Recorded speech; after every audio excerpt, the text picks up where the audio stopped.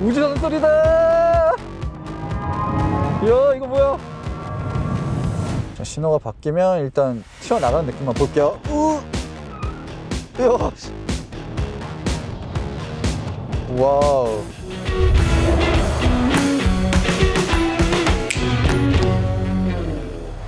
자, 오늘 만나보실 모델은 많은 분들이 기대하고 계시고 화제의 자동차이죠. 제네시스 GV60입니다. 지금 타고 있는 모델은 퍼포먼스 모델이에요. 퍼포먼스 모델이 앞바퀴 그리고 뒷바퀴에 동일한 전기 모터가 2개 들어가고 최고 출력이 430마력이 조금 넘어요. EV6 GT 모델도 뭐 있긴 하지만 아직 출시가 안 됐기 때문에 국내에서 출시된 전기차 중에서는 가장 출력이 높습니다. 자, 부스트 모드도 있고 프리뷰 전자제어 그리고 뱅앤올루슨 사운드 시스템, 비전 썬루프, 뭐 옵션은 다 들어가 있는 것 같습니다. 가격은 한 8천만 원이 넘어갈 거예요. GV80 정도 가격 수준이에요. 물론 보조금을 받긴 하지만 그래도 기본적인 이 단가가 꽤 높아요. 퍼포먼스 모델 같은 경우는 368km를 갈 수 있습니다. 100%대요. 근데 지금 95%인데 347km를 갈 수 있다고 나오네요. 요즘 날씨가 꽤 쌀쌀해요. 지금 외부 온도 10도. 아마 이 차가 밤새 서 있었을 테니까 더 추운 기온을 견뎠을 겁니다.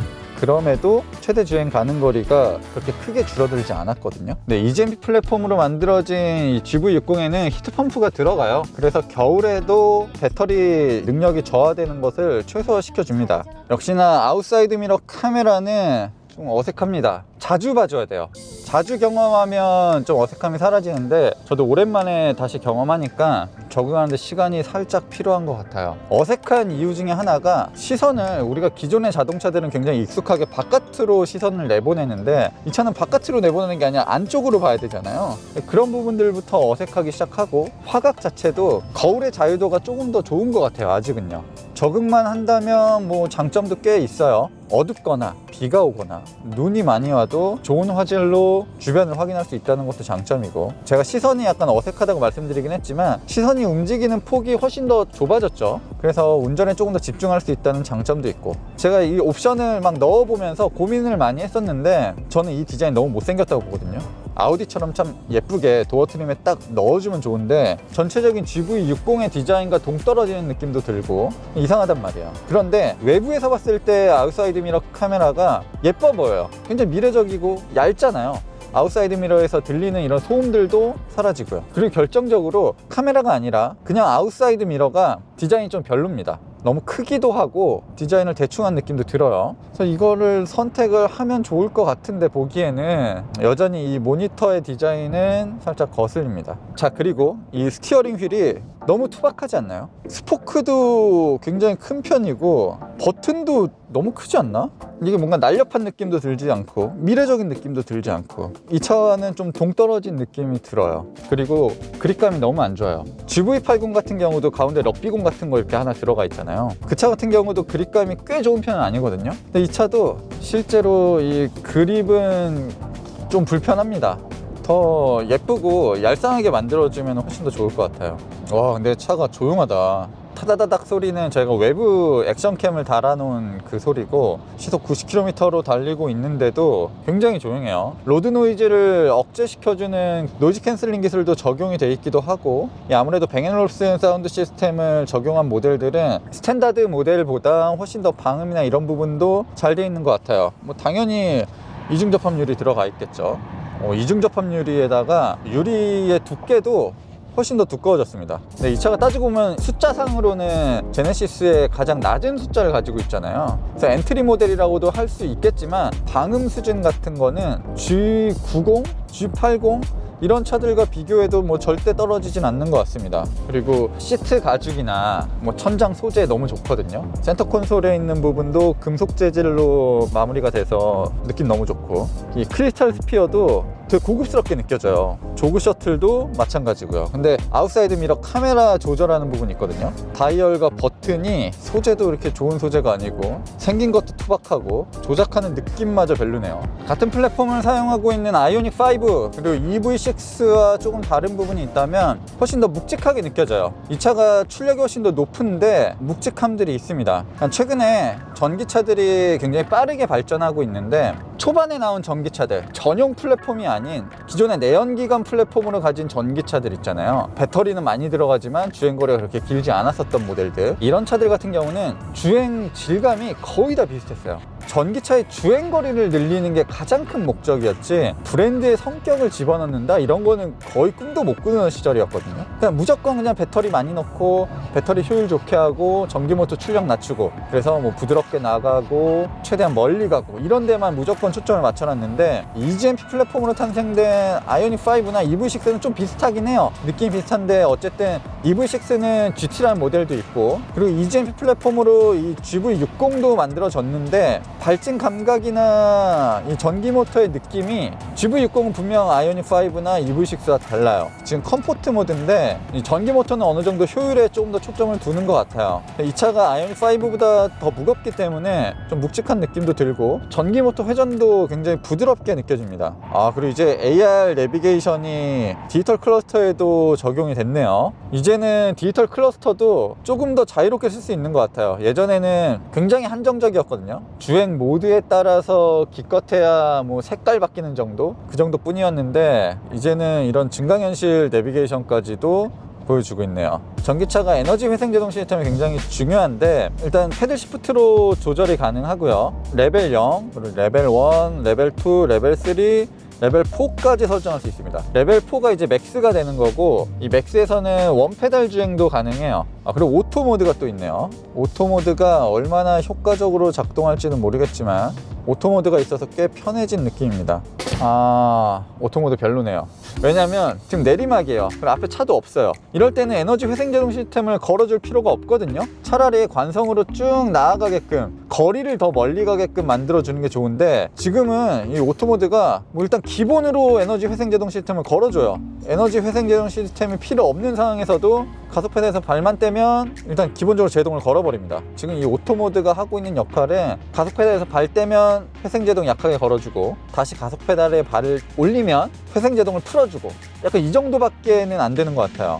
아우디 Q4, 폭스바겐 ID4 같은 차량들은 이 오토 모드가 정말 좋거든요. 심지어 그들은 도심 구간이 시속 50km잖아요. 자동차 전용 도로를 80으로 달리다가 도심으로 들어갈 때 50km에 맞춰서 에너지 회생 제동 시스템을 걸어줘 버립니다. 어차피 거기에서는 속도를 줄여야 되잖아요. 근데 그거에 맞춰서 내비게이션에 연동돼서 시속 50km까지 에너지 회생 제동 시스템을 걸어줘요. 그리고 레벨 3, 레벨 4 이런 식으로 설정을 해놔도 제가 가속 페달에 발을 갖다 대는 순간, 속도를 높이는 순간 전부 다 풀어주거든요. 근데 현대기아차의 이 에너지 회생 제동 시스템은 그냥 설정한 게 우선이에요. 그러니까 지금 제가 가속 페달을 밟고 있는데 레벨 3면 레벨 3의 저항을 받으면서 힘을 내고 있는 거예요. 그러니까 그만큼 효율에 안 좋죠. 이렇게 그냥 속도를 낼 때는 부하가 안 걸리는 게 제일 좋잖아요. 저항이 없어야 더 잘 나가는데, 이 차는 굳이 그런 것들을 유지하게 만듭니다. 이 I 페달에서 가속 페달에 발을 대면 저항이 계속 걸리는 느낌이에요. 물론 이렇게 저항이 걸리면서 충전이 어느 정도 되긴 하겠지만 이거는 무의미하거든요.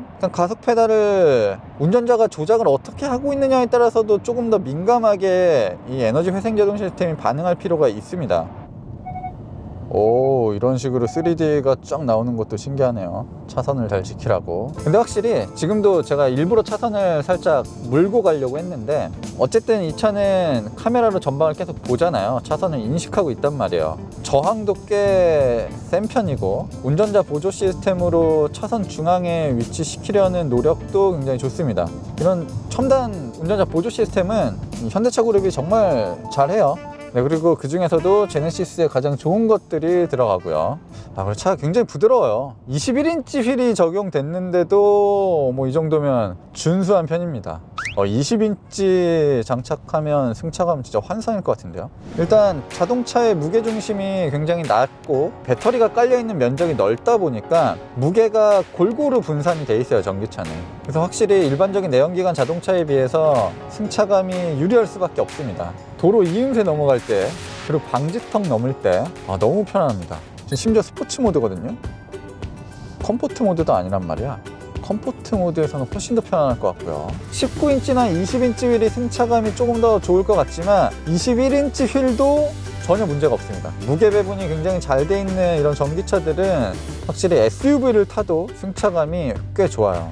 기본적으로 차가 이렇게 움직일 때 코너를 돌거나 유턴을 하거나 이럴 때도 기존의 SUV가 보여줬던 그런 흔들림들, 쏠림들 이런 게 확연히 적거든요. 그래서 장거리를 주행해도 좀 부담이 덜할 것 같기도 하고, 물론 충전에 대한 부담은 있겠지만요. 뭐 이런 요소들은 사실 GV60만 가지고 있는 건 아니기 때문에 최근에 나오고 있는 모든 전기차들의 하나의 구조적인 태생적인 장점입니다. 그리고 EGMP 플랫폼도 현대차나 기아차에 초점을 맞췄다기보다는 제가 느끼기에는 이 플랫폼은 제네시스에 더 최적화되어 있는 플랫폼이거든요. 이 플랫폼으로 고급차랑 이 중저가 자동차까지도 커버를 해야 된단 말이에요. 중저가 자동차를 기준으로 플랫폼을 만들어 놓게 되면 아무래도 이런 제네시스 브랜드에서는 부족한 부분이 느껴질 거예요. 그래서 기본적으로 후륜 구동 베이스고 리어 서스펜션도 이 5링크가 적용되어 있는데 이 링크의 구성 같은 경우도 프리미엄 자동차에 쓰는 그런 구조를 거의 그대로 가져다 왔고 GV60에 훨씬 더 잘 들어맞는 플랫폼인 것 같아요. 그리고 후방 시야가 굉장히 좋은 게 뒷유리가 위아래로 나뉘어져 있어요. 이 스포일러가 있고 그 밑에도 이제 유리로 돼 있는데 그 부분으로 살짝 보이는 시야가 굉장히 도움이 많이 됩니다. 컴포트, 에코, 스포츠 모드가 기본으로 있는데 반응 차이를 확실히 뒀습니다. 일단 이 운전대야 속도가 높아지면 에코 모드나 스포츠 모드가 다 무거워져요. 근데 일단은 체감할 수 있는 부분이 이 가속 페달의 반응인데 에코를 이렇게 누르고 있어요. 에코 모드일 때. 자, 그리고 이제 컴포트 모드일 때 컴포트 모드에서는 일단 살짝 밟아도 튕겨요. 자동차가 이 튕겨짐이 있습니다. 스포츠 모드, 어우, 야, 힘이 꽤 좋아요. 지금 출시되고 있는 아이오닉 5나 EV6는 이제 다른 구동 선택을 해도 300마력대인데 이 차는 지금 400마력이 넘으니까 확실히 그 차이가 있습니다. 자, 신호에 걸렸고 앞에 차들이 없기 때문에 일단 부스트 모드 눌러봤어요. 부스트 레디라고 이제 표시가 되네요. 자, 신호가 바뀌면 일단 튀어나가는 느낌만 볼게요.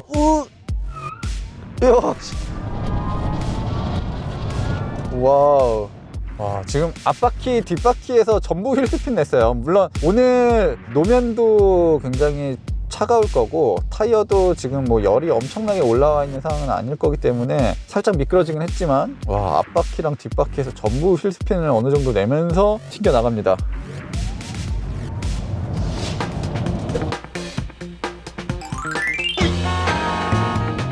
GV60에만 들어가는 특별한 기술들이 몇 가지가 있는데 일단 무선 충전이 들어갑니다. 요즘 스마트폰 같은 거 다 무선 충전하잖아요. 전기차는 왜 안 돼? 사실 예전부터 이런 것들이 계속 개발이 되고 있었는데 양산차에 처음 들어간 거는 GV60입니다. 물론 저런 식으로 전원 케이블을 직접 꽂을 수도 있고 이렇게 무선 충전 시스템이 갖춰진 곳은 자동차가 주차 공간에 들어가기만 해도 충전이 되는 거예요. 아직은 완벽한 양산 단계가 아니기 때문에 제네시스도 자신의 주차장을 가지고 있는 고객에 한해서 선착순으로 이 무선 충전 시스템을 설치해 준다고 합니다. 근데 이게 아직 보편화된 기술은 아니기 때문에 어떤 문제가 발생할지는 모르겠지만 앞으로 분명히 전기차도 이런 식으로 무선 충전이 될 거예요. 그러면 누구나 전기차를 쉽게 충전할 수 있고 전기차의 저변이 넓어지는데 굉장히 큰 기여를 해줄 겁니다. 손가락을 지문 센서에 올려놓으십시오. 지문이 인증되면 동의안과 진행됩니다. 제가 아까 지문 등록을 했거든요.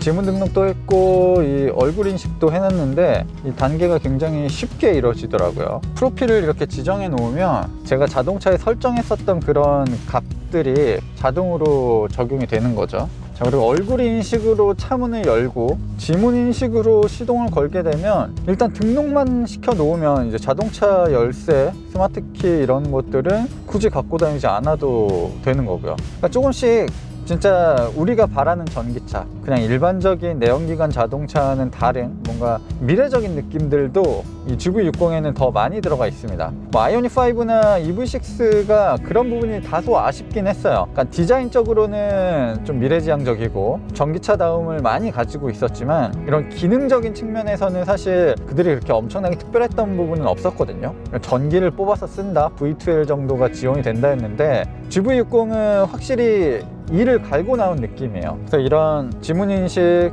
얼굴 인식 이런 것들도 가능하고 그리고 무선 충전 시스템도 전도 가능하고, 그리고 가장 핵심적이고 많은 분들이 원했던 기능 중에 하나인 OTA 무선 업데이트 시스템도 적용됐습니다. 지금 판매되고 있는 내연기관 현대, 기아, 제네시스 중에서도 내비게이션 정도는 무선으로 업데이트 되는 차들이 있어요. 최근 차들은 거의 다 되는데 이 나머지 부분들에 대해서는 무선으로 할 수 있는 부분이 없었거든요. 근데 전기차는 조금 상황이 다르죠. 전기차는 내연기관 자동차에 비해서 이 소프트웨어가 차지하는 비중이 굉장히 높거든요. 그래서 그 소프트웨어를 무선으로 업데이트를 해주면 완전히 다른 자동차가 될 수도 있는 거예요. 테슬라 같은 경우는 OTA 서비스를 통해서 자동차의 운전자 보조 시스템을 업그레이드 시켜주기도 하고 출력을 높여주기도 하고 뭐 여러가지 재밌는 기능까지도 그때그때 넣어준단 말이에요. 자동차에 이상이 생겼을 때, 전기 모터나 배터리 이런 부분에 대해서 소프트웨어에 오류가 발생했을 때도 원격으로 그런 것들을 다 해결해 준단 말이에요.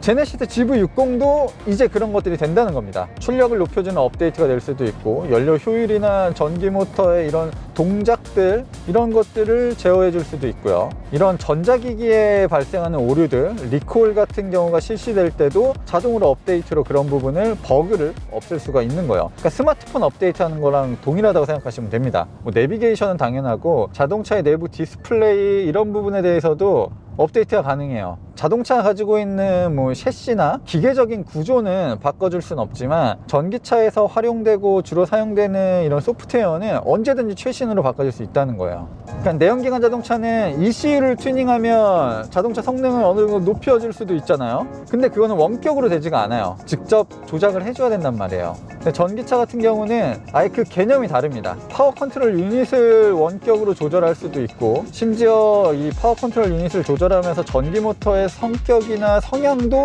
쉽게 다르게 만들 수가 있습니다. 지금은 주행 모드가 에코, 컴포트, 스포츠지만 나중에 스포츠 플러스가 추가가 되면 그런 것들도 집어넣는 게 어렵지가 않습니다.